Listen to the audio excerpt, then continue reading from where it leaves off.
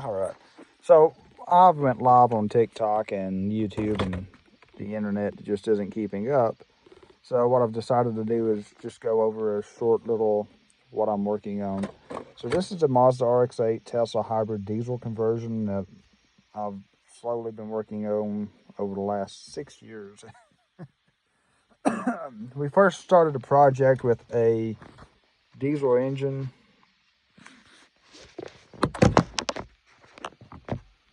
to be added as a generator, and on the rear of the car we had a Toyota Avalon hybrid transaxle assembly, and that would act just as if it was a regular car with a gas engine, but it was all electric. So after doing some testing with that engine, with that electric motor transaxle assembly in the car, I found out that it has absolutely no horsepower. It would accelerate, but all the programming you had to do manually, and it was a pain in the butt for me to do all this. And so this year, actually, so that was 6 years ago, I got a hold of a Tesla Model 3 small drive unit, and with the help from my cousin, he was able to cut an old subframe out of the back of the car, get that set up, and welded brackets assembly to then mount the Tesla motor into the rear of the car. And what I found out is the Tesla motor was much better been able to be mounted in a small area. And I say that because we only had to cut a little section of the trunk out for this motor to go up into under the car, and cutting this section of trunk out, like, yeah, you probably didn't have to do this. You could have left the motor hanging down about an extra half an inch to an inch, and that would have got into the car's flat, like, I guess you'd say, plane of the car, the way the body is made. So I said, no, we're not going to do all of this. I'd rather have the car at its normal rod height. And we just went ahead, cut the trunk out, brought the motor up another inch and a half, which made the motor an inch above the bottom surface of the car's regular frame. And anyways, so doing all this, I found a guy out at Westside EVs that sells custom controllers, Tesla motor conversions, and so on for cars. So I ended up getting the Tesla motor from a junkyard, and it turned out to be a good motor. A lot of times you get lucky with it, but had a good motor. Everything tested out good. I didn't have to do any kind of mods to the oil pump like most Tesla's conversions do, because I had enough room to mount the motor in the original driving position where it rotates normal forward direction. And working with all this, I've found that there are certain things and aspects you have to look at when you're doing a build. For instance,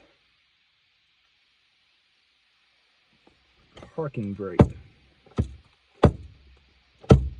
Tesla motor doesn't have a parking pawl like a regular transmission does. It relies on the parking brake when you pull it to actually set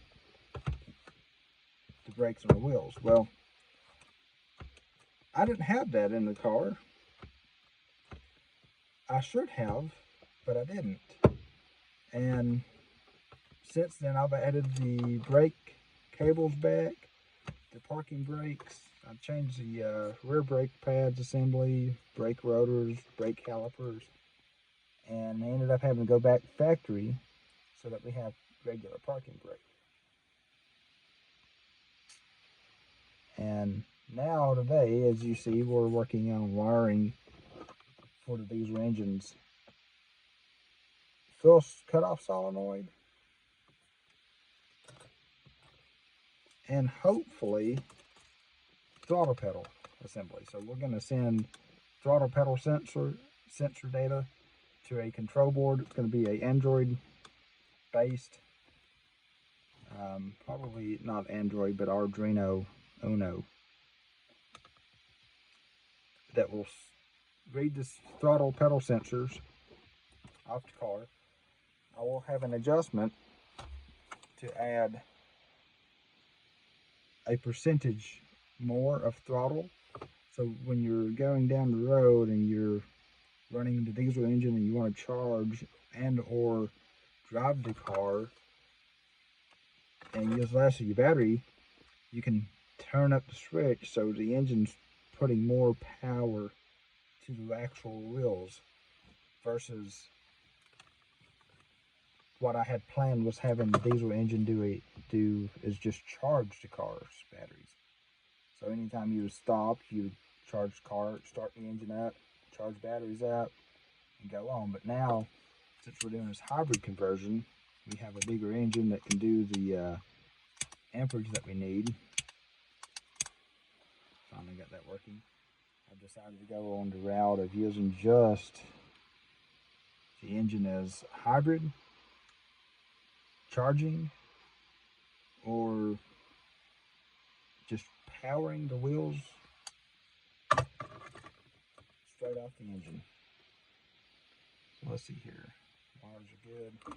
So these are for the solenoid. This is going to go to a relay for the fuel cutoff, and the secondary wire will probably be like a glow plug. So before you start the engine, you would preheat the glow plugs. That's going to be set on a timer that I have somewhere here. It'd be like a 30-second. It's an adjustable timer, so up to about a minute. I can turn it on. I've got to reset this. This is a 3D printed part. Got hot in the sun. But right now, we can start the engine up from here with no issues. There we go. We're able to run the engine from inside the console in the car, independently from the rest of the car. So the car is currently off.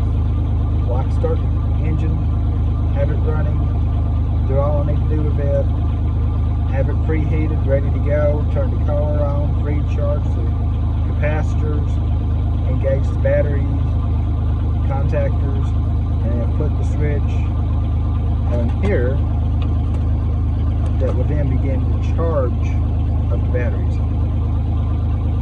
So, hope this is a very interesting video. It wasn't nothing but me going over this. So hope it made a little bit of sense, and if you're interested in following the build, let me know.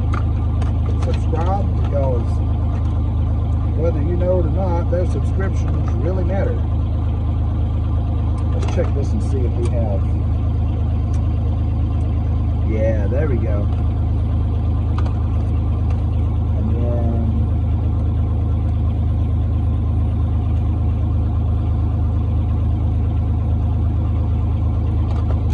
looks like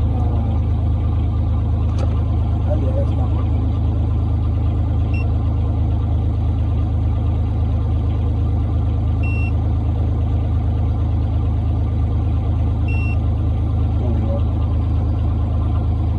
Okay, so this is the thermostat for the diesel engine. Currently 107 degrees. But I plan on adding a second one for the generators. There's two separate generators on the engine.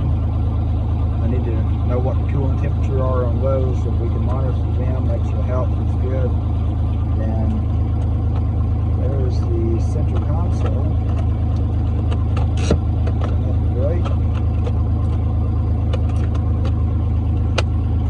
There we go.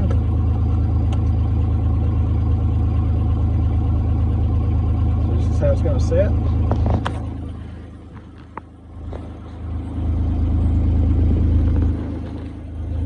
I do apologize for flipping the screen.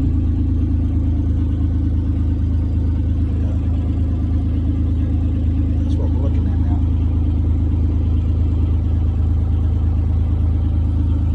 So that's always down here as you're driving. Took the gear shifter out. I'm going to add a flip switch, probably right there for forward and reverse. Probably end up putting it in here or somewhere, but I mainly made this to hold the cell phone as you drive. But anyways, it is what it is. So we'll drill a hole out in this plastic, put another switch to control forward and reverse so that we have a way of changing the direction of the motor. I originally had it right up here, but you see how inconvenient that is to reach up there to flip a switch for forward or reverse. Yeah, once we get it set, we'll have throttle control on the gas pedal for the engine, which also controls the Tesla motor. Plus, we'll have, hopefully, once we get all the information and stuff from the cluster, I'll be able to read the fuel, which right now it is low because it's low. I've only put about 4 gallons of fuel in it, so it will read the diesel in the tank. Gas tank I'm still using for diesel. Long story on that, but I'll update later. Probably end up adding the coolant sensor from the diesel engine into there. Maybe use this for the oil pressure sensor off the engine, and then we're going to tie into CAN bus for the motor, the electric motor RPM there, and get all these idiot locks turned off too. So that's still a work in progress, but right now the main feature of the car and the main reason of doing all the stuff I was doing tonight was to get this in there, add the second switch for the fuel cutoff, and get the start switch hooked up. I already had that hooked up before we started the video, but that is what it is. So get all that hooked in. We did originally have that for the forward and reverse, but that's too easy to hit as you're driving, and I don't like setting my arm down over here to rest, so having a switch up higher might be a little more feasible. So we'll probably put it, go right there. Depends on how it feels. If it feels okay to put it there, we'll put it right there, but as it sets, this is the car finally running on the diesel engine. And we still got to put the interior in the back, get all of my wiring, and hook up the amperage device, which is wireless. Reads battery amperage plus voltage, wirelessly transmits to this, which is awesome, and it will also actuate the contactors for charging the high voltage battery.